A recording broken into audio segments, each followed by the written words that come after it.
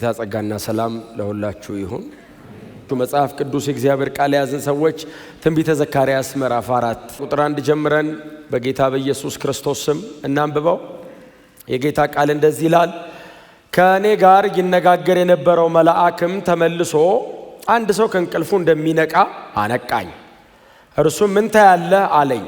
እኔም እንዲህ አልኩት፣ እነሆ በአናቱ ላይ የዘይት ማሰሮ ያለበት ሁለንተና ወርቅ የሆነ መቅረዝ አየሁ። በመቅረዙም ላይ 7 ቧንቧዎች ያሏቸው 7 መብራቶች ነበሩ። ደግሞም አንዱ ከዘይቱ ማሰሮ በስተቀኝ ሌላው በስተግራ የሆኑ 2 የወይራ ዛፎች አሉ። ያነጋግረኝ የነበረውንም መልአክ ጌታዬ ሆይ እነዚህ ምንድናቸው አልኩት። እርሱም ምን እንደሆነ አታውቅምን አለኝ።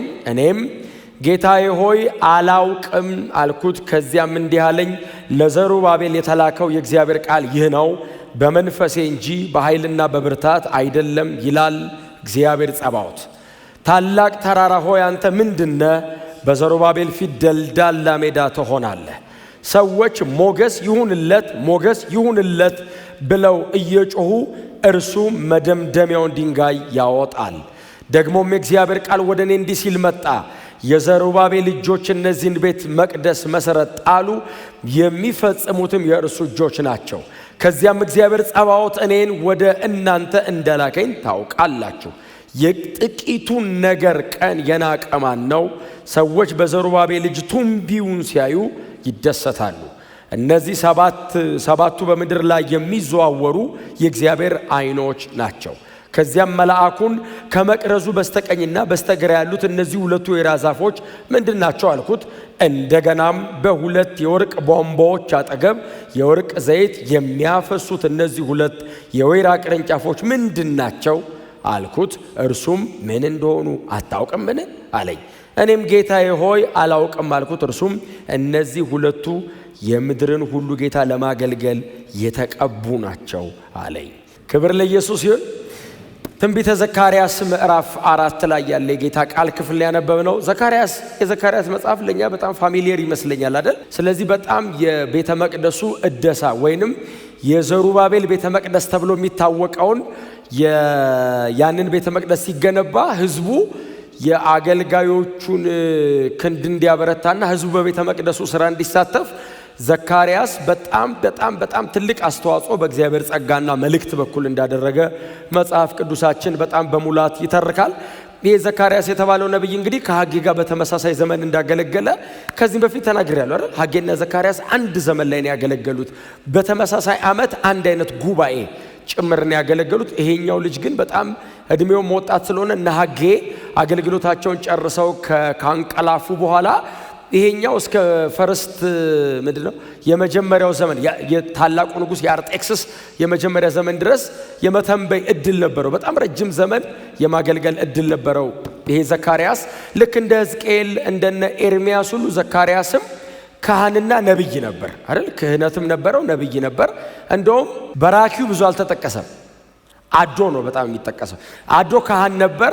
ቀጥታ ከአዶ ከሚባለው ሰው ቀጥታ እነ ኤልያቄም በነበሩበት ዘመን ማለት ነው። አዶ ከሚባለው ሰው ቀጥታ ክህነትን ተቀብሎ ያገለግል የነበረው ዘካርያስ ነው። እንግዲህ ምናልባት መሃል ላይ በራኪው የሚባለው አባቱ በወጣትነቱ አንቀላፍቶ ሊሆን ይችላል ብለው ያስባሉ ብዙ ሰዎች። እንግዲህ አባቱ ካለ መቀጠሉ የማይቀረው በአባቱ በኩል ነው። ስለዚህ አባቱ መሃል ላይ እንግዲህ አንቀላፍቷል። ይሄ ልጅ ደግሞ የክህነት አገልግሎቱን ቀጥታ ከአያቱ ላይ ተቀብሎታል። በነህምያ መጽሐፍ ላይ በእዝራ መጽሐፍ ላይ የአያቱና የዚህ ልጅ ስም አለ። በቤተ መቅደሱ አገልግሎት ኤሪያ ላይ ክህነትም ላይ ስሙ ተጠቅሷል። በተለይ አያቱ ደግሞ የላይኔጅ ሲደረድሩ የዘራረግ ሲደረድሩ በጣም በተደጋጋሚ ይገባል የዚህ ወጣት አገልጋይ አያትና በጣም እድለኛ ነው አያቱ፣ አባቱ፣ እሱ ከሱም በኋላ የሚቀጥለው ትውልድ በእግዚአብሔር ቤት ውስጥ የማገልገል እድል አግኝተዋል።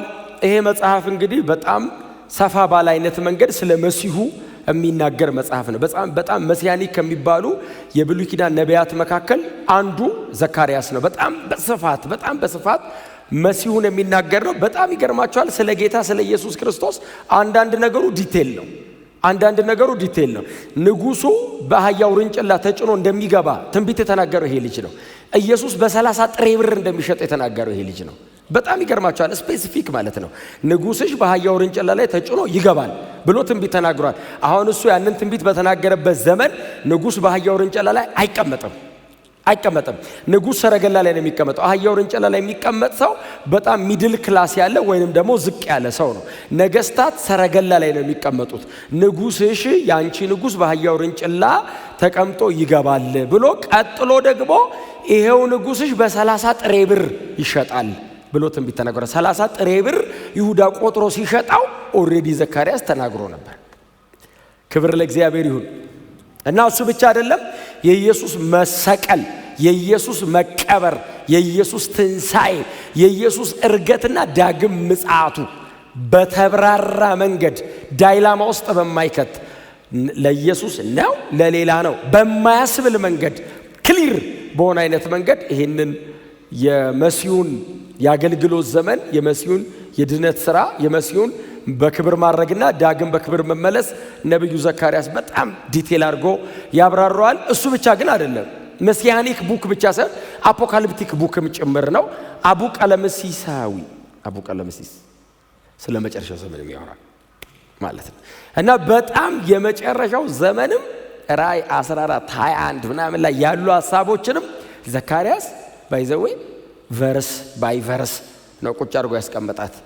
እነ ዮሐንስ ከዛ በኋላ የሚያዩትን እሱ ቀድሞ በትንቢት መንፈስ ላዩ ላይ እግዚአብሔር ባስቀመጠው ጸጋ ቀድሞ ይመለከታል። ስለዚህ ከምዕራፍ 1 እስከ ምዕራፍ 9 እና ከዛ ከምዕራፍ 9 በኋላ ደግሞ እስከ ምዕራፍ 13 14 ድረስ በሁለት ከፍላችሁ እናንተ ማጥናት ትችላላችሁ፣ የዘካርያስን መጽሐፍ ማለት ነው። ክብር ለእግዚአብሔር ለአምላካችን ይሁን። ስለዚህ ይሄ ከምርኮ ዘመን ከተመለሱ በኋላ ከተነሱ ነቢያት መካከል አንደኛው ነብይ ነው። ከምርኮ ዘመን ወዲህ ከምርኮ ዘመን በፊት እነ ኢሳይያስ፣ ኤርሚያስ ምናምን አሞጽ ምናምን አሉ። በምርኮ ዘመን ደግሞ እነ ዳንኤል፣ እነ ሕዝቅኤል አሉ። ከምርኮ ዘመን ወደዚህ ደግሞ እነ ዘካርያስ፣ እነ ሐጌ፣ እነ ሚልኪያስ ምናምን ደግሞ ይቀጥላሉ ማለት ነው። ስለዚህ የድህረ ምርኮ ዘመን ነብይ ነው ማለት ነው። ስፔሲፊክ እግዚአብሔር ያስነሳው ቤተ መቅደሱ በእነሱ ዘመን እንዲሰራ የሕዝብን ልብ ለማነሳሳት ነው። ክብር ለእግዚአብሔር ለአምላካችን ይሁን። ስፔሲፊክ ደግሞ ያንን አገልግሎት አገልግሏል። በተሳካ መንገድ ቤተ መቅደሱ ተሰርቷል። ባይዘው በጣም በተሳካ መንገድ ቤተ መቅደሱ ተሰርቷል። እግዚአብሔር በዚህ ወጣት ብላቴና እና በሽማግሌው በሐጌ ትንቢት ቤተ መቅደሱ ስፔሻሊ የዘሩባቤል ቤተ መቅደስ እንደገና ሪቢውልት እንዲደረግ በጣም ትልቅ አስተዋጽኦ አድርገዋል። የተሳካ አገልግሎት ያገለገለ በጣም ታላቅ ወጣት አገልጋይ ነው። እግዚአብሔር የተመሰገነ ይሁን። ምዕራፍ 4 ምዕራፍ 3 በጣም ዝነኛ ነው አይደል? ይሄ ምዕራፍ 4 አምስተኛ ራእይ ነገር ነው። አምስተኛው ነው በዘካርያስ መጽሐፍ ላይ አምስተኛ ነው። ምዕራፍ 3ም የእድፋም ልብስ ለብሶ አየሁት፣ እድፋም ጥምጥም አውልቁለት፣ እድፋሙን ልብስ ቀይሩለት ምናምን የሚለው ስለ ካህኑ ስለ ኢያሱ ያየው ነው ምዕራፍ 3። ምዕራፍ 4 ደግሞ ስለ ዘሩባቤል የሚያየው ነው። ምዕራፍ 3 ካህኑን ነው፣ ምዕራፍ 4 ደግሞ ንጉሱን ነው የሚያየው። ዘሩባቤል የእስራኤል ንጉስ ነበር፣ ባይዘው ለእስራኤል መሪዋ ነበር ዘሩባቤል። ኢያሱ ደግሞ ካህኗ ነበር፣ ታላቁ የኢዩሴዴቅ ልጅ ኢያሱ ማለት ነው። ያኛው ኢያሱ የማን ልጅ ነበር?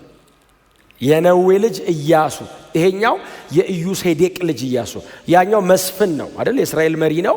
ይሄኛው ኢያሱ ደግሞ ታላቁ ሊቀ ካህን ነው የሚለው ባይዘው ኖርማል ሳይሆን ታላቁ ሊቀ ካህን የኢዩሴዴቅ ልጅ ኢያሱ እድፋም ልብስ ለብሶ አየሁት። እሱ ምዕራፍ 3 ላይ ያለ ነው። እሱንም ደጋግመን ስላነሳ ምዕራፍ 4 ደግሞ የእስራኤል መሪ የነበረው ንጉሱን ዘሩባቤልን ይመለከቷል። ይሄ ዘሩባቤል በዳዊትና በሰለሞን ዙፋን ላይ ነው የተቀመጠው። በጣም ይገርማቸዋል። በዳዊትና በሰለሞን ዙፋን ላይ ነው የተቀመጠው። የዳዊትና የሰለሞንን ያክል በጣም ትልቅ ተጽዕኖ ባያደርግም እስራኤልን በእነሱ መጠን ዩኒፋይ ማድረግ ባይችልም አንድ አድርጎ ማቆም ባይችልም በእስራኤል ታሪክ ውስጥ ግን በጣም የሚዳሰስ ሶሊድ የሆነ ስራ ከሰሩ ነገስታት መካከል አንዱ ዘሩባቤል ነው። በጣም ታላቅ አገልጋይ ነው። እግዚአብሔር በመንፈሱ አስታጥቆ እስራኤልን እንደገና እንድትቆም ያደረገበት ታላቅ ንጉሷ ነው።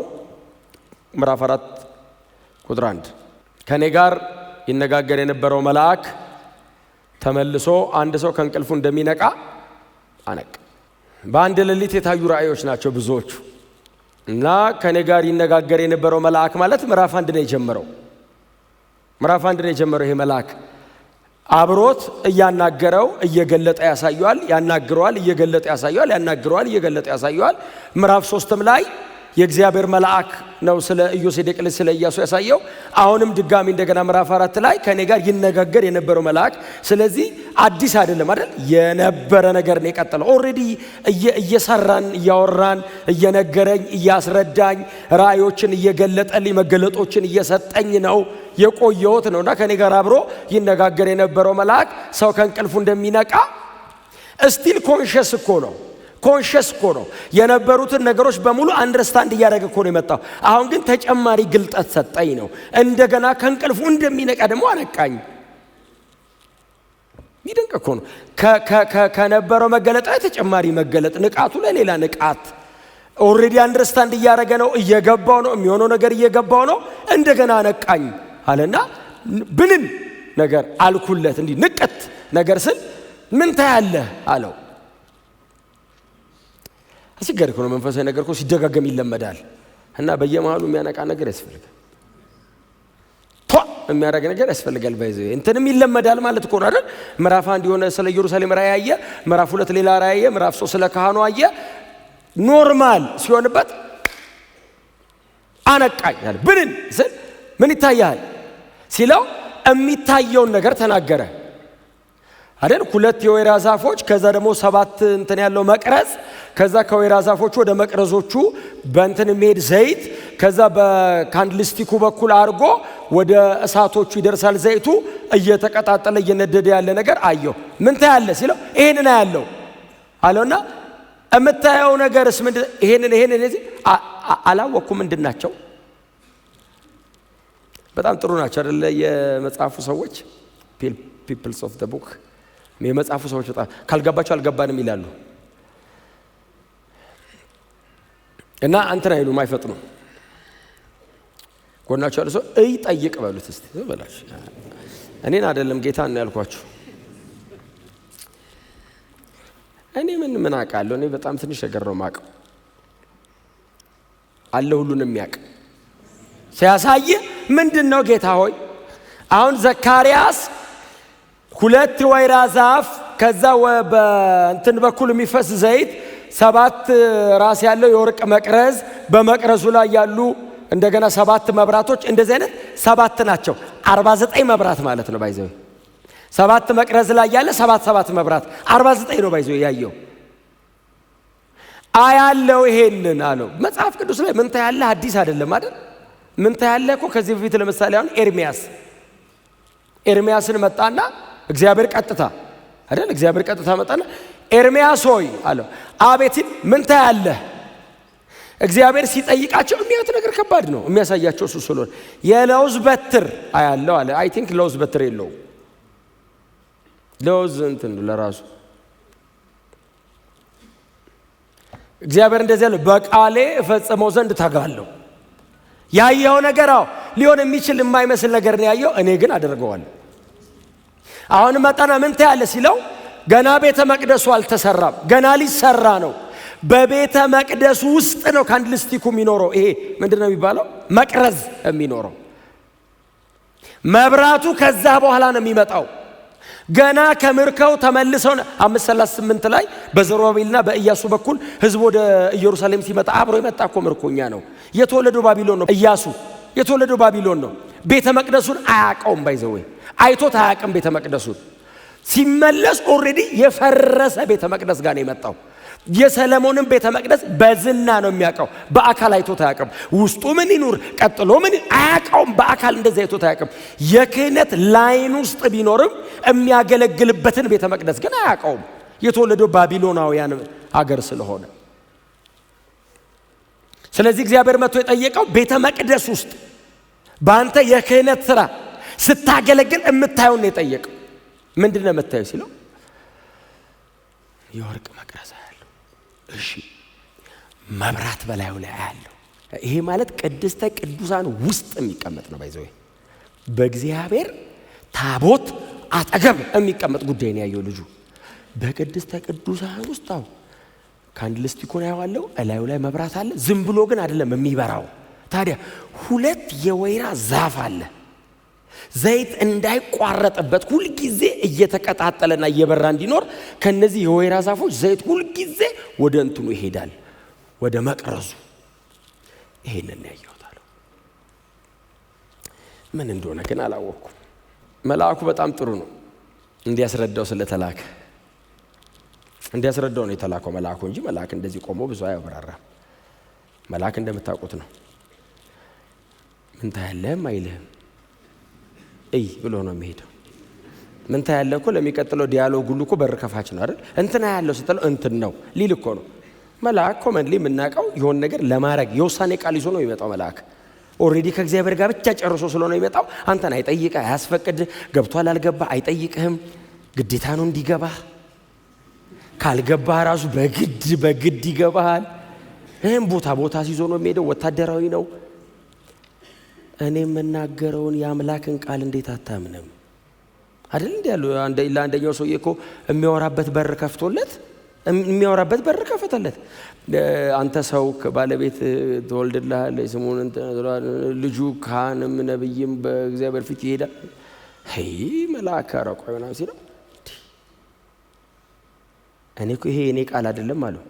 ተልኬ ነው አላመንክምና አለው። አላስረዳውም። አሁን እንደ ዘካርያስ አልገባህም፣ ገብቷል። እሺ ቆይ ይሄ ምን ማለት መሰል አላለው። ለምን ስለዚህ ጋር አስረዳ ተብሎ ተልኮ ነው። እዛ ጋር ነግረናን የተባለ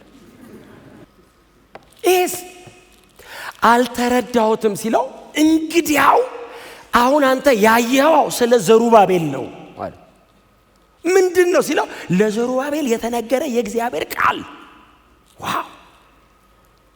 የእግዚአብሔር ቃል ለዘሩባቤል ለንጉሱ ለዘሩባቤል የተነገረ እግዚአብሔር ቃል ምንድነው? እግዚአብሔር ለዘሩባቤል የተናገረው ቃል ይላል ዘካርያስ።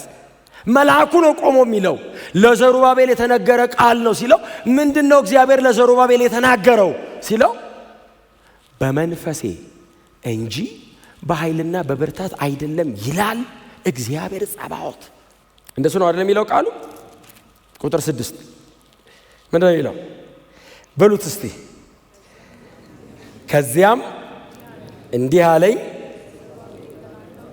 ለዘሩባቤል የተላከው የእግዚአብሔር ቃል ይህ ነው፣ በመንፈሴ እንጂ በኃይልና በብርታት አይደለም ይላል እግዚአብሔር ጸባዖት። ለምንድነው ለዘሩባቤል እግዚአብሔር ይሄንን ቃል የተናገረው? ዝም ብሎ እየበላ እየጠጣ እየለበሰ ምን እያለ እንዲኖር ነው? አይደለም። እግዚአብሔር በዘሩባቤል እጅ በኩል እየሰራ ያለው ትልቅ ስራ አለ። በዘሩባቤል እጅ የሚሰራው ስራ በኃይልና በብርታት አይደለም፣ በመንፈሴ ነው ማለት ነው። ያለ መንፈሴ አይቻልም። እኔ ካላገዝኩት፣ እኔ ካልደገፍኩት፣ እኔ ካላበረታሁት፣ መንፈሴን ካልሰጠሁት በዘሩባቤልና በእስራኤላውያን ቅንጅት ብቻ አይሰራም፣ በመንፈሴ እንጂ። ከባደች ቃሏ። በመንፈሴ እና ቢሆን ጥሩ ነበር። በመንፈሴ እና በኃይልና በብርታት ቢሆን ተባብረን እንላለን። እግዚአብሔር መጣና በመንፈሴ እንጂ በኃይልና በብርታት አይደለም። ማን ያለው? እግዚአብሔር ጸባዖት፣ የቤቱ ባለቤት፣ የሥራው ባለቤት፣ የሥራው ጀማሪ። ይህንን ቤተ መቅደስ ከመሰረቱ እስከ አናቱ ድረስ በዘሩባቤል እጅ እሰራዋለሁ ያለ እግዚአብሔር እንዲህ ይላል፣ በመንፈሴ ነው። ያለ መንፈሴ አይቻልም። መንፈሴ ላይ ስትደገፍ አቅርቦት አይቋረጥም። ሁለቱ የወይራ ዛፎች ወደ መቅረዙ የሚያፈሱትን ነገር አያቋርጡም። ያለ መንፈስ ቅዱስ የእግዚአብሔር የሆነን ነገር መስራት አይቻልም። ያለ መንፈስ ቅዱስ የሚታሰብ አይደለም። አሁን እነሱ ምንድን ሊያስቡ የሚችሉት? ድንጋይ ነው የምንደረድረው፣ እንጨት ነው የምንገጣጥመው፣ ከዛ ጣራ ነው የምናለብሰው፣ ከዛ በሶስት ነው የምንከፍለው፣ አደባባይ ቅድስትና ቅድስተ ቅዱሳን ብለን። ያ ደግሞ ሙሴ እንዳዘዘው የተሰራውን የቃል ኪዳኑን ታቦት በኪሩቤል ለሚቀመጠውን እግዚአብሔርን አምጥተን እናስቀምጣለን። ከዛ በኋላ እነዚህን ካንድልስቲኩን እንደረድርለታለን ሲሉ ኖ እኔ የሚገጣጠም እንጨትና የሚደረድር ድንጋይ አይደለም እፈልገዋል፣ መንፈሴ እንዲገባበት እፈልጋለሁ። ክብር ለኢየሱስ ይሁን። በመንፈሴ ካልሆነ በኃይልና በብርታት። የሰለሞንም ቤተ መቅደስ የሚያውቁ እድሜ ጠገብ ሽማግሌዎች ደግሞ አሉ። እድሜ ጠገብ በጣም ትልልቅ ሽማግሌዎች አሉ። እንደዚህ አሉ፣ የነ ዘሩባቤል ቤተ መቅደስ ሲሰራ ቁጭ ብለው አለቀሱ። አይ ሰለሞን እንደዛ በሊባኖስ ዝግባ ቤተ መቅደሱን ሰርቶት እናንተ እዚህ ተራራ ላይ ወጣችሁ በባህር ዛፍ ምናምን ትሰሩታላችሁ ብለው ሲያለቅሱ እግዚአብሔር መጣና እንደዚህ ያለ የኋለኛው ቤት ክብር ከፊተኛው ቤት ክብር ይበልጣል። ይሄንን ቤታው በመንፈሴ እሞላዋለሁ እከበርበታለሁ አለ እግዚአብሔር። ያለ መንፈስ ቅዱስ ሰርቭ ማድረግ አይቻልም። ሰርቪሱን እግዚአብሔር የሚቀበለው በመንፈሱ ሲሆን ብቻ ነው። ያያችሁ የጭንቅላት ስራ ውጤት አይደለም አለ እግዚአብሔር። አይቻልም። በዚህ እነ ዘሩባቤል ከሰሩት የተሻለ ቤተ ጣዖት እነ ቂሮስ ከተማቸው ላይ ሊሰሩ ይችላሉ። በጣም ያማረ ኢንትሪኬት የሆነ ወርቅ በወርቅ የሆነ ትልቅ ቤተ ጣዖት ሊሰሩ ይችላሉ። እንደ ዘሩባቤል በእንጨት ሊሰሩት ይችላሉ። እግዚአብሔር መጣና ይሄ ነው ቤት አለ። መንፈስ ያለበት ስራው አገልግሎቱ በመንፈስ ቅዱስ ካልሆነ አይቻልም። ቅንጅቱ ከመንፈስ ቅዱስ በኋላ ነው። ሃርመኒው፣ ውበቱ፣ መያያዙ፣ መገጣጠሙ ከመንፈስ ቅዱስ በኋላ ነው። መንፈስ ቅዱስ የሌለበት ሲቃይ ነው፣ ትግል ነው፣ ድካምም ነው፣ አትግባባም። መንፈስ ቅዱስ የቤተ ክርስቲያን ሕይወቷ ነው፣ አቅሟ ነው። ምን እያወራው እንዳለ መቼስ ግልጽ ነው ለሁላችሁም። እንደዚህ ምን ገነባውና ምን ጠፈጠፈው ቤት የለም ለእግዚአብሔር። እያወራው ያለው ስለ ወንጌልና ስለኛ ነው እያወራው ያለው። ወንጌል ያለ መንፈስ ቅዱስ አይቻልም እያልኳችሁ ነው። ኢየሱስ ክርስቶስን መግለጥ ለእግዚአብሔር ሕያዋን ማደሪያ ሆኖ ለመሰራት ያለ መንፈስ ቅዱስ አይቻልም። ሰው ማደሪያ ሆኖ ሊሰራ ይችላል። ሕያው ማደሪያ ለመሆን ግን መንፈስ ቅዱስ ሕይወት መስጠት አለበት። ሕያው ድንጋይ ለመሆን መንፈስ ቅዱስ መኖር አለበት። አይቻልም። ኢየሱስ ላይ ገጥመ ከራስ ወደ አካል የሚፈሰውን ሕይወት ተቀበለ ለማድረግ መንፈስ ቅዱስ መሃል ላይ ኮኔክትድ ሊያደርግህ ይገባል። አለበለዚያ አይገጥምም። አካሉ ላይ በድን ነው የሚሆነው ያለ መንፈስ ቅዱስ። በጣም የሚያምር የሞተ እጅ ቴክኒካሊ በጣም አውት ስማርት የሚያደርግ ከዚህ ዓለም ጋር በጣም ኮፓፕ የሚያደርግ የሚገጥም የሚያስብል መንፈስ ቅዱስ ከሌለበት በድን ነው። ታውቃላችሁ አይደል? ሬሳ ነው፣ የሞተ ነገር ነው። ምንም ቢያምር ደግሞ የሞተ ነገር መቀበር ብቻ ነው። ቆንጆ ሬሳ ቁጭ ታደርጋላችሁ አይደረግም። ወስዱ በህይወት እያለ እንዴት ያምር ነበር ነው እኮ የሚባለው። ከሞተ ውብ ነገር በህይወት ያለ ድቅቅ ያለ ነገር ይሻላል። እስቲ አሜን በሏ። ዓለም አታድንቀን አንፈልግም። ሲጀመር ቨርዥናችን ተመሳሳይ አይደለም። ዓለምን ለማስመሰልም አንጥርም። ዓለምን ኮንቪንስ የምናረጋት በመንገነባው ህንጻ አይደለም፣ በህይወት ነው። መንፈስ ቅዱስን ተሸከመ ነው የምታሸንፋት። እግዚአብሔር መጣና እንደዚህ አለ። ካንድልስቲኩ ህዝቤ ነው አለ። መብራቱ እስራኤል በትውልድ መካከል የኔ ካህን የኔ ቅዱስ ህዝብ የተመረጠ ወገን እንደሆነ ማሳያ ነው አለ። ራሴን በእነሱ ማሳየት እፈልጋለሁ አለ። ሁለቱ ዛፎችስ ኢያሱና ዘሩባቤል ናቸው አለ። በሁለቱ ኦፊስ ትክክለኛ ቦታ ላይ ሲገጥሙ ፍሎ ይኖረዋል። ቀጥሎ ወደ ህዝብ ሁሉ ይወጣል አለ እግዚአብሔር። ያለ መንፈስ ቅዱስ አንችልም። በተትና ጎናቸው ንቅ አርጉትና መንፈስ ቅዱስ ህይወታችን ነው በሉት። ፕሮግራም ማድመቂያ አይደለም። መንፈስ ቅዱስ የሆነ ቀን የምንጠራው አይደለም፣ ህይወት ነው። መተንፈስ አትችልም። ክርስቲያን ያደረገኝ እኮ መንፈስ ቅዱስ ነው። ኢየሱስ እኮ ስራውን ሰርቶ እኮ ነው የጨረሰው። ያንን ያለቀ ስራ ጥላውን ውስጥ የከተተው እኮ መንፈስ ቅዱስ ነው። ወንጌል ዘንድሮ እንዲገባ ያደረገው መንፈስ ቅዱስ ነው። ያለ መንፈስ ቅዱስ አይሞከርም። እንዳትለምዱ ያለ መንፈስ ቅዱስ። በጣም የተገናኘ መንፈስ ከእግዚአብሔር ጋር የተያያዘ ፍሎ ያለው ኢየሱስ ክርስቶስ ጌታ ነው። እግዚአብሔር ያለው እሱ ነው በመንፈሴ እንጂ አለ። እግዚአብሔርን የሚናገረው መቼ ነው? ተግዳሮት ቤተ መቅደሱ እንዳይሰራ እስራኤል ተመልሰ አገሩና እንዳትቆም ተግዳሮት ባፈጣጠባቸው ሰዓት እግዚአብሔር መጣ እንደዚህ በመንፈሴ። እናንተ ተዋግታችሁ አትችሉትም አለ። እኔ ልግባበታል። እናንተ ውጡ ለኔ ስጡኛል። እንዴት እንደምሰራው አለ። በኃይልና በብርታታው አይቻልም። እግዚአብሔር በኃይልና በብርታት አይደለም ያለው ባይዘው ከጠላት ድል ስለመደረግና ስለማድረግ አይደለም። እኔ የምደሰተው ሲጀመር እኔ ያለሁበት ቦታ ላይ ነው አለ። እኔ ስሰራው ነው ደስ የሚለኝ። እግዚአብሔርን ባይዘው የሚመጥነው ነገር ሰው መስራት አይችልም። እግዚአብሔር ሲሰራው ነው ለራሱ እንደሚመጥን አድርጎ የሚሰራው። ለዛ ነው እኔን ስራው አይደለም ያለኝ ባንተ ልስራው ነው ያለኝ። አሜን ነው። ክርስትና እንደሱ አይደል? እናንተ ሞክሩትና ካልሆነ አግዛችኋለሁ አይደለም። እኔ በእናንተ እኮ ነው ያለው። እኛ ምን እናርግ ስለው አንተ ሙትና እኔ ባንተ ሕያው ሆኜ ልስራ እኮ ነው። እግዚአብሔር ራሱ ሲሰራ ነው የሚያረካውን ነገር የሚሰራው። ዘሩባቤል አለው አቤት ሲለው ውጣ አለው እኔ ልስራ አለው። ግን ማን ሰራ ነው የሚባለው? የዘሩባቤል ልጆች የቤቱን የመደምደሚያ ድንጋይ ያነሳሉ። የዘሩባቤል ልጅ ጀምረውታል፣ የዘሩባቤል ልጆች ይጨርሱታል ይላል እግዚአብሔር። ግን ማን ነው የሚሰራው? መንፈሴ። ኃይልና በርታት የሚባል ነገር የለም ዘሩባቤል ይለዋል። ኢንስትሩመንት ብቻ ሁነኝ አለው እግዚአብሔር። መጠቀሚያ ዕቃ ይሁን። እንዴት እንደምሰራ ላሳያለሁ። የማይሸመደድ አምላክ፣ አጥንተ ማትጨርሰው አምላክ። በዚህ በኩል ነው በዚህ በኩል ነው የሚሰራው ብለህ ደምረህ አትቀንሶም። እግዚአብሔር ከዚህ በፊት ተሰርቶ በማያውቅ መንገድ በአንተ በኩል ደግሞ መጥቶ ይሰራል። እንደዛ አለው እግዚአብሔር።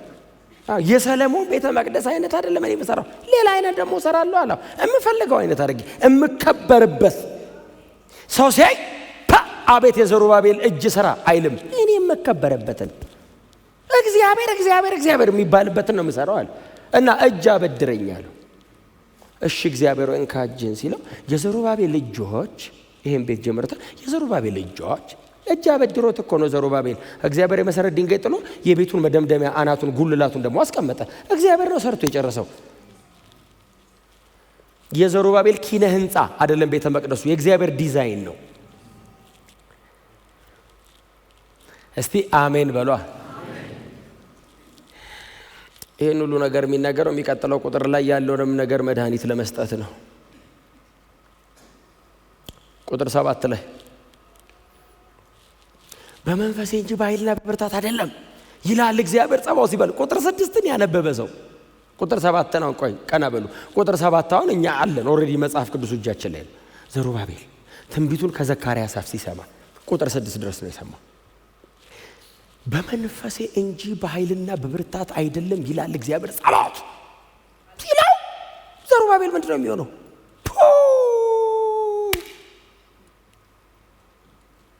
እኛ ዘመን አይነት ክርስቲያን ከሆነ በዚህ ተፈልጎ ከሆነ ቦታ ነው የሚመጣው፣ ሩጦ ነው የሚጠፋው። በቃ እግዚአብሔር በመንፈሴ ነው አለኝ ላይጨበጥ ይችላል። በቃ ና አስጠራው። ኧረ ስለ እግዚአብሔር ቁጥር 7 አለው መልእክቱ። ተመልሶ መጣ። ታላቅ ተራራ ሆይ እሚላለሁ እግዚአብሔር መንፈሴን እልካለሁ በመንፈሴ ነው እምሰራው ሲል ዘሩባቤል አሜን ሲል ተራራ አለ አይደል የከፊታው ተግዳሮት አላስኬድ ያለ ቤተ መቅደሱ ተሰርቶ እንዳያልቅ ለ16 ዓመት ያስተጓጎለ እግዚአብሔር እያወራ ያለው እኮ ስለ ሰፈር ሰው አይደለም፣ ስለ ንጉሥ ነው የሚወራው። አትሰሩም ብሎ ያስተጓጎለው ታላቅ ተራራ ሆይ ዘሩባቤል ይላል። አሁንም ተራራ ነው። በመንፈሴ እንጂ በኃይልና በብርታት አይደለም ብለኸኝ አሁንም ተራራ ነው። እግዚአብሔር ሆይ ደሞስ ዘሩባቤል ሲጠራው ብቻ አይደለም ተራራ፣ እግዚአብሔርም ጠራው ተራራ ብሎ፣ ለዛውም ታላቅ ተራራ ብሎ። ትንቢት እኮ ነው፣ መልእክት እኮ ነው። ታላቅ ተራራ ሆይ ብሎ አሁን እግዚአብሔር ባይዞ ታላቅ ብሎ ቢጨርስ ኖሮ መልእክቱ ትንሽ ይጨንቀን ነበር። ታላቅ ተራራ ሆይ ጋር ነው የቀረው መልእክቱ። አንተ ምንድነው የሚላለው ቀጥሎ? እስቲ አሜን በሏ። የሴንቴንስ ኮንስትራክሽኑ ልክ አይደለም አይደል? ታላቅ ተራራ ሆይ ከተባለ እኮ ነው የሚባለው። እግዚአብሔር መጣ አንተ ምንድነህ ይባላል። ታላቅ ብለህ ምንድነህ? ልክ አይደለም አይደል? እንትኑ ታላቅ ተራራ ሆይ ትሎ ተራራው ራሱ ንጉሱ ማለት ነው። የነሱ አምላክ ራሱ አሞግሶ ነው የሚጠራኝ ሲል ወዲያው ንጉሱ ብሎ ግሮሮን ጠርጎ ሳይጨርስ ምንድነህ ይላል እግዚአብሔር ጸባዖት። በዘሩባቤል ፊት ደልዳላ ሜዳ፣ እግዚአብሔር ፊት ተራራ የለማ። ዘሩባቤል ፊት ነው ተራራ ያለው። እግዚአብሔር ተራራ የሚባል ነገር አያውቅም፣ የለም እሱ ጋር። እግዚአብሔር የጠራው ዘሩባቤል አይን ውስጥ ሆኖ ነው። ከዚህ በፊት እኮ ነግሬያቸዋለሁ። እግዚአብሔር ዝቅ ብሎ ዘሩባቤል አይን ውስጥ ሆኖ እንደዚህ ያለና ዘሩባቤል ተራራውን በሚጠራበት ጠራው። ታላቅ ተራራ ይላል ዘሩባቤል። እግዚአብሔር ታላቅ ተራራው ያለው አቤት አለ ተራራው። ከዛ እግዚአብሔር ቦታው ላይ መለሳለና እንደዚህ ያየው፣ አንተ ምንድን ነህ? በዘሩባቤል ፊት ከላይ ምንም ነገር ተራራ አይደለም፣ ሜዳ ነው። ባይዘው በደም ጂኦግራፊካሊ እንትን የሚያቅሰው ካላስረዳህ በቀር አውሮፕላን ላይ ሆነ ቶ ሶስተኛ ሰማይ ዙፋን ላይ ተቀምጣ አይደለም። አውሮፕላን ላይ ሆነ ራሱ እንዲህ ስታይ በእግዚአብሔር ዙፋን ላይ በዘው መሬት ራሱ ነጥብ ናት፣ እንኳን ተራራ ልትለይ። ስሙ ብሩክ ይሁን። ግን አይ ኮንቴክስቹዋል ነው። እግዚአብሔር አውዳዊ ነው። በአንተ አውድ ይመጣል። አሁን እግዚአብሔር ዝም ብሎ በራሱ ቢናገር አትግባባም። እኔ እዚህ ጋር የተራራው ሆኖብኛል፣ እግዚአብሔር የሚናገረው ደግሞ ስለ ሌላ ነገር ነው። ስለዚህ በእኔ አውድ ገብቶ ታላቅ ተራራ ሆይ ሲል አቤት አንተ ምንድን ነህ ያለው? በዘሩባቤል ፊት ደልዳላ ሜዳ ትሆናለህ። ተራራ የሆንክበት ቤተ መቅደሱን እንዳይሰራ አይደል? የዘሩባቤል ልጆች ቱንቢውን ያነሳሉ፣ ይለካሉ፣ የመጨረሻውን የመደምደሚያ ድንጋይ ይገጥመዋል። በቃ ስራው ያልቃል አለ እግዚአብሔር።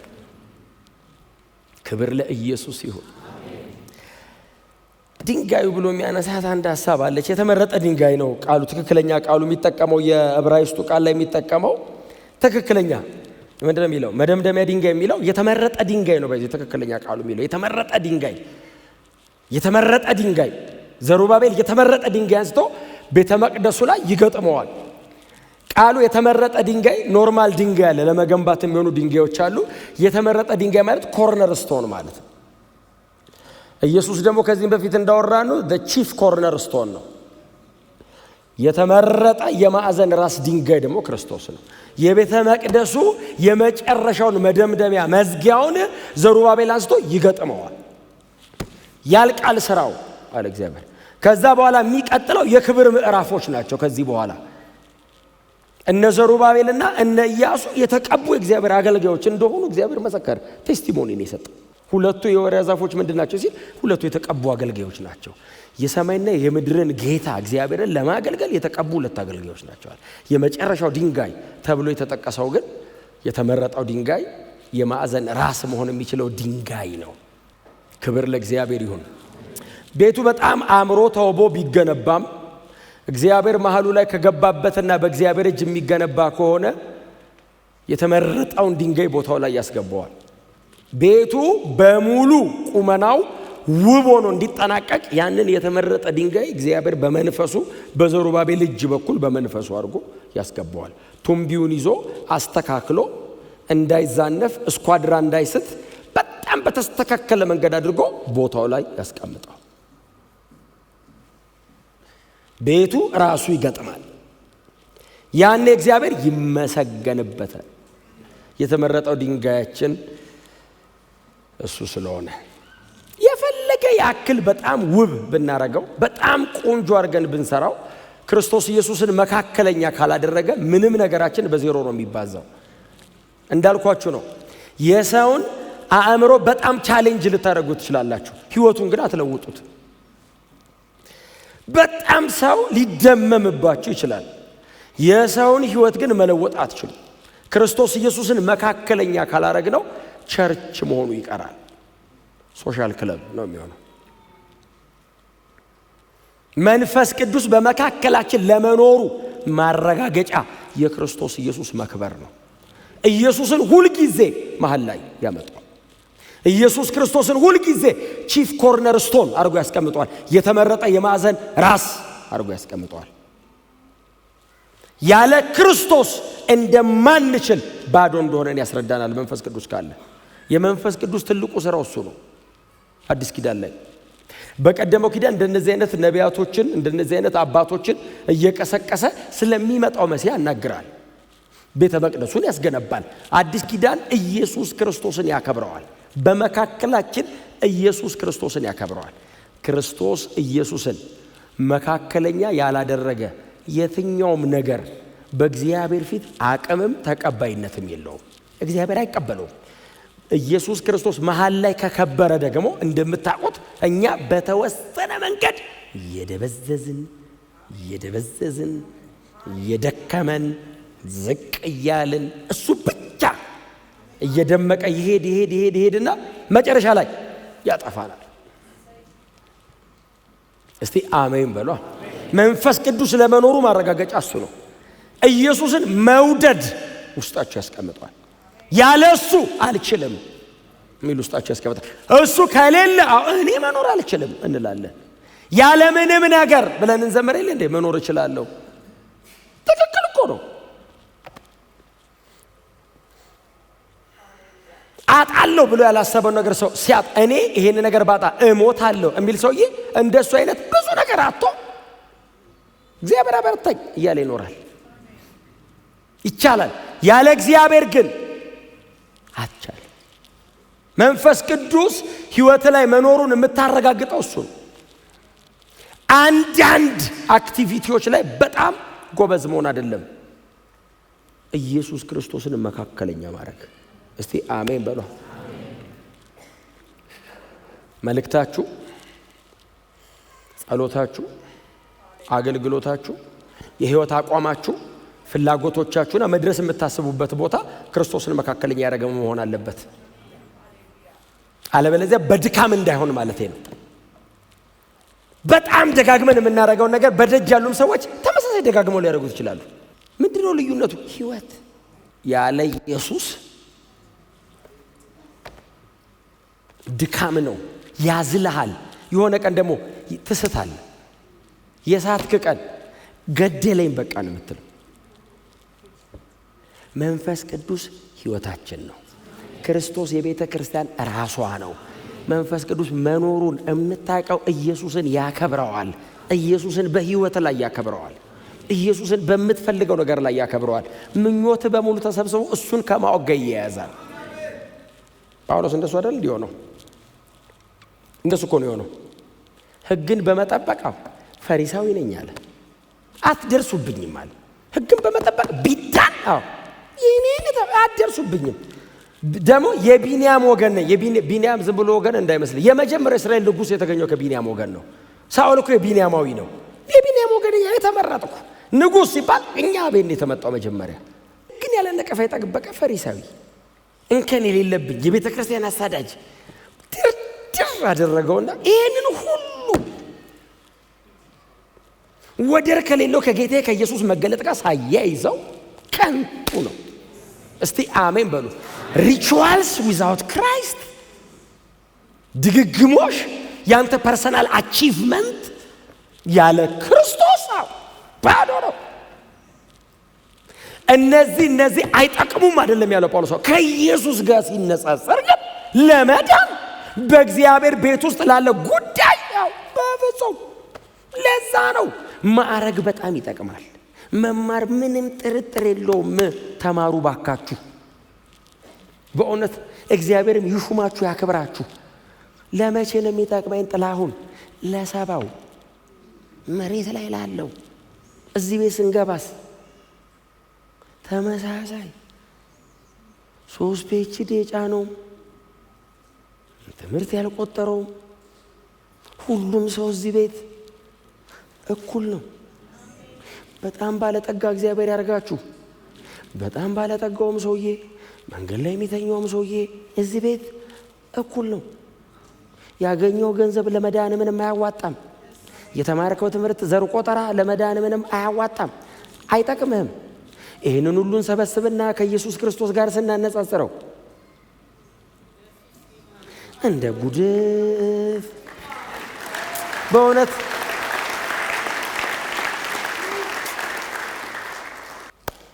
ኢየሱስ ጌታ ነው። ምንም ነገር ኢየሱስ ከሌለበት ጳውሎስ ጉድለት ነው አለና ጉድፍ ነው። ምን አለ አንዱ ቢበቃው? ጉድፍ ምንድን ነው አታውቁም አይደል? ጉድፍ እኮ ከሰውነት የሚራገፈውን ተወውና ተጠርጎ በቤት ውስጥ የማይጠቅም ነገር ነው ጉድፍ አይደል ያለው ጳውሎስ። ጉድለትስ ይኸው ሰው ሙላቴ የሚለውን ሰብስበው ጳውሎስ አረ ጉድለት ነው ባዶ ነው ያለ ኢየሱስ ና። እስቲ አሜን በሏ። እግዚአብሔር እነ ዘሩባቤል ጋር መጥቶ ኮንቪንስ የሚያደርጋቸው በዚህ ነው። ቤተ መቅደሱን ገንብታችሁ በእንጨት ሰርታችሁ ድንጋይ ድርድራችሁ ሌላውን ነገር ሰርታችሁ መንፈሴ ከሌለበት የማዕዘን ራስ ድንጋዩ ከሌለበት የኔ ህይወት ካልፈሰሰበት ምንድነው ትርጉሙ? እንደሱ አይነት ያማሩ ቤቶች በምድር ላይ በጣም ብዙ አሉ። ቤቱ የሆነ ነገሩ አይደለም እኔ የሚማርከኝ። አዎ ዲዛይኑን ከኔ ወስዱ፣ እኔ ልስራው፣ ልኑርበት፣ ልደርበት። ቤተ መቅደስ የሚሆነው ህንጻው ብቻ አይደለም፣ እኔ ሳድር ነው ገብቼ። አሜን ነው። ያለ ኢየሱስ በእውነት በጣም ብዙ ቦታ ልትንከራተቱ ትችላላችሁ። ምናልባት እኛ መካከል እንግዶች ካላችሁ በጣም ብዙ ቦታ ሰው እረፍት ለማግኘት በጣም ብዙ ርቀት ይሄዳል። የምትደርስበት ነገር እስክትደርስበት ነው የሚያጓጓ እንጂ ያገኘው ሰዓት ደግሞ ከመጀመሪያው ልቅ የባሰ ሌላ ሲቃይ ነው ልብ ላይ የሚያስቀምጥበት። ሌላ ምጥ፣ ሌላ ጭንቀት፣ የመኖር ተስፋን ነው የሚያሟጥጥበት። ኢየሱስ ጋር ስትመጣ ወደ እኔ የመጡትን መልሼ አላስወጣቸውም ማለት እውነተኛና ዘላለማዊ እረፍት ኢየሱስ ጋር አለ። ኢየሱስ ጋር ኑ፣ ወደ ኢየሱስ ኑ። በነፃ ነው። ምንም ነገር ዓለም በነፃ አሰጠን። ስትቀበላት ታስከፍልሃለች። መጨረሻ ላይ ደግሞ የሰጠችንም ከነ ህይወት መልሳ ተወስደዋለች። ኢየሱስስ ሪተርን አይፈልግም። እንዲሁ ነው የሚሰጥህ። በመጥራቱ የማይጸጸት አምላክ፣ ለምን አዳንኩት የማይል አምላክ፣ ድነትን፣ የዘላለም ክብርን፣ የዘላለምን ህይወት በነፃ ጴጥሮስ እንዳለው በእኛ ላይ አፈሰሰዋል። እግዚአብሔር እላያችን ላይ አፍስሶታል። ይህን ለማድረግ ጥሌ ምን ላርግ? ምንም አታርግ። እጅን አንስተህ እና ወደ ልቤ ግባ በለው። ከዛ በኋላ ሲገባ ምን እንደሚያደርግ አንተ ታያለህ። ህይወትን ይቀይረዋል። እውነተኛ ረፍት ኢየሱስ ጋር ብቻ ነው ያለው። እውነተኛ ሰላም ከመንፈስ ቅዱስ ጋር ብቻ ነው ያለው። ዓለምን አትችለውም፣ ሰይጣንን አትችለውም፣ የዚህን ዓለም ነገር አትችለውም። ኢየሱስ አንተ ጋር ሲገባ ድል ታረጋዋለህ። እስቲ ጮክ በሉና ኢየሱስ በሉ። ኢየሱስ የለም ሌላ ከኢየሱስ ውጪ የለም። ደጋግመን የምንለው ሌላ አተን እንዳይመስል ስለሌለ ነው። የለም ፈልግ የለም። የሆነ ጊዜ ጀምረዋል፣ የሆነ ጊዜ አብቅቶላቸዋል። ሲዝናል ናቸው። የት ጋር እንደጀመረ አታውቀውም። መጀመሪያ የለውም ራሱ አይገባኝም። እኔም ምክንያቱም ምንም ነገር ጀምሮ ነው ማውቀው። እኔም ጀምሬ ነው ጭንቅላቴም ጀምሮ የሚጨርስ ነገር ብቻ ነው እንዲያውቅ ተደርጎ የተሰራው። ዘላለም ገብቶ አይደለም በርቶልህ ነው። ኢተርኒቲን አንደርስታንድ አታረገም። ኢንላይትድ ነው የሚያደርግ እግዚአብሔር። ብርሃን በርቶልን ነው። አሁን ለሌላ ሰው ስታወራ አትፍረድበት፣ ልክ አይደለም ሲል ብርሃን ነው ይሄ። በርቶልን ነው። መጀመሪያ የለውም፣ መጨረሻም የለውም። የኛ አይነት አምላክ በዘላለም ውስጥ የለም። እግዚአብሔር ብቸኛ ነው። ያለሱ ምንም ነገር ሲኦል ነው፣ ሞት ነው። እግዚአብሔር የሌለበት ህይወት እታች ተጥለ እሳት ባህር ውስጥ አይደለም ኤክስፔሪየንስ እኮ የሚያደርገው ሰው። መሬት ላይ ያለ እግዚአብሔር ሰው እንዴት መኖር ይችላል? ሲኦል፣ ሊትራሊ ሲኦል። ካንዱ ለማምለጥ አንዱ ውስጥ እንደዚህ እኮ ነው። እንደ ፔንዱለም እየተወዛወዘ እኮ ነው የሚኖረው። ጌታ ጋር ስትመጣ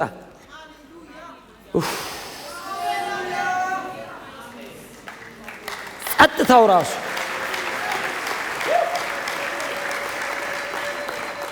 ደጅ አይደለም እኮ ውስጥ እኮ ነው ጸጥ የሚል። እዚህ ውስጥ እኮ ዝም ብለህ ትስቃለህ። ደሞስ ይጋባል። ጠጋ ስትል ምንድን ነው ይላል። ሳገኝ ዝም ብሎ ጸጥ ይላል። ደስ ይለኛል ይላል። እኔም ብሎ የመጣ ጊዜ ነው ደስ የሚያሰኘው እሱ ነው። ተቀበለዋ። አንተ ጋር ጠጋ ሲል እኮ ራዲየሱ ነው፣ ስፌር ኦፍ ኢንፍሉዌንሱ ነው፣ ተጽዕኖ የሚያደርግበት ክልል ነው። አንተ ገብተህ ቁጭ ስትል ይላል። ወተህ እስክትሄድ ምንድን ነው እባክህ አንተ ይላል። ወተህ ስትሄድ አያውቀውም። ምንድን ነው ተበጠበጥን? ያ ልጅ ሲመጣ ነው ቁጭ አድርገው። ምንድን ነው አንተ ስትመጣ ሰላም ኢየሱስ ነው እና አስገባውና ቋሚ ሰላም። ለምን ሰው ትከተላለህ? ቋሚ ሰላም ይዘው የምትዞረው ሰላም፣ አብሮ የሚኖር ሰላም ከውስጥ ወደ ውጭ። እኔ የምሰጠው ሰላም ዓለም እንደሚሰጠው ዓለም የሚሰጠው ሰላም አለ። ኦፍ ኮርስ የ5 ደቂቃ ሰላም በሆነ ነገር በኃጢአት በምናምን የ5 ደቂቃ ሰላም ከዛ ሲወስድብስ ባክፋየሩ ሊያጠፋ እኮ ነው የሚደርሰው ሆነ የምትለው ጌታ የሚሰጥ ሰላም ዘላለማዊ ነው። ኢንተራፕት አይደረግ። መሬት ላይ ያለ መከራ እንዳይመስልህ ሞት አይረብሸው። ሞት መጣ ሲባል ክርስቲያን መሄዴ ነው የሚለው በዚህ ሞት አይበጠብጠውም። እንኳን እዚህ መሬት ላይ ያለ የእንትና ሲጎነትል ሰላም የተበጠበጠ እንዳትሉ በስተት እኔ የምኖርበትን ሰላም አይደል ያለው ኢየሱስ ምን አይነት ሰላም እኔ ሰማይ የምኖርበትን አለ። ለእናንተ ሰጥቻችኋለሁ። ሰማይ ተረብሾ ያውቃል? ሰይጣንና መላእክቱ እኮ ረብሸው አይደለም ባይዘው የወደቁት አስበው ነው የወደቁት። ጦር አሰባስበው ተዋግቶ እንዳይመስል የጣለው እግዚአብሔር ሲያስብ በልዑል እመሰላል ሲል አይኑን ሲገልጥ መሬት ነው። ምን ተፈጠረ አላቸው። ሲሶ አብሮ ያሰባል። ምን ነው የተፈጠረው? አላወቅም አንተ ማለት እግዚአብሔር ጋር ማንም አይዋጋም። እኩዬ የለውም። እስቲ አሜን በሏ።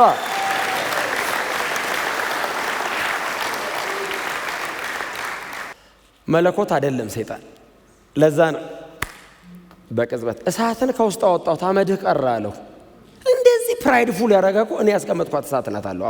እሳቷን አወጣት ከውስጡ ሲል ቡን አለ አቧራ አመድ። ሕዝቅኤልና ኢሳይያስ ላይ ነው እሳትን አወጣው አመድ ቀረ ይላል። አመድ ደግሞ ወዝ ያለው አመድ እኔ አላቅም። አመድ ወዝ ያለው አላቅም። ሰይጣን ከላይ እንትን የሆነ የተቀባባ ነገር ካለው ባይዘው ማስካርጎ ነው። አመድ ነው ኦሪጂናሊ ውስጡ አመድ ነው።